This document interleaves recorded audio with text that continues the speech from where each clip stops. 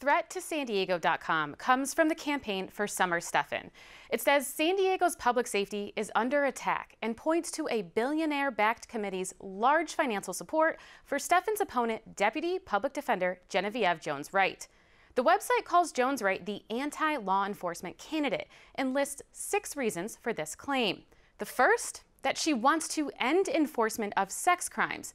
And it points to this quote: "You can't legislate morality." Jones-Wright made the statement in a Facebook video. She was responding to Stephan's comments to Voice of San Diego that nearly all sex workers are victims. There is a limited number of people that can say that they are choosing this as a way to make a living and that they don't have a pimp or a trafficker. Jones-Wright was criticizing Stephan for citing anecdotal evidence over hard numbers that there's a limited number of voluntary sex workers. It is very, very disturbing that she says they can't be quantified, but she takes this strong line and puts everyone into human trafficking.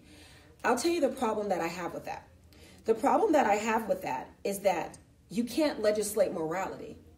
Some people voluntarily want to be sex workers, and you can't tell them that they didn't make a choice based on your own morals. Voice's Scott Lewis asked Jones-Wright at a forum in late April if she felt any form of sex work should be legalized. I'm not going to give my opinion on whether sex work should be legal or not. As of this moment, prostitution is against the law in the state of California, and I'll leave it at that. The website also claims Jones-Wright wants to let human traffickers, pimps, and pedophiles recruit online.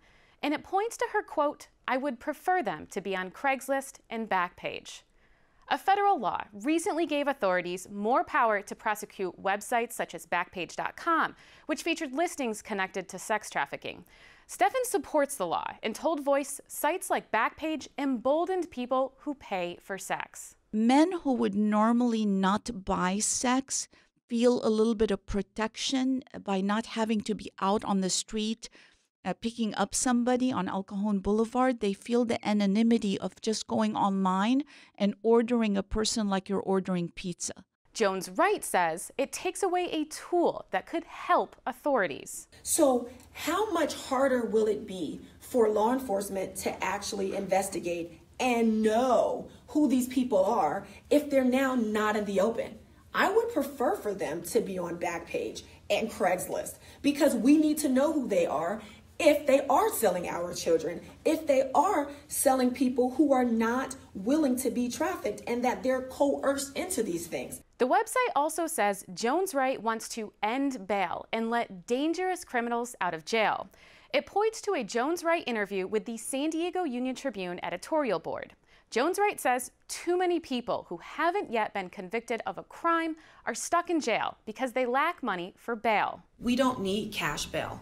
We have other things that we can use to ensure, 1, that they'll come back to court, and 2, that they're not being dangerous on our streets. A campaign representative says that includes a promise to reappear, electronic monitoring, or a supervised release program.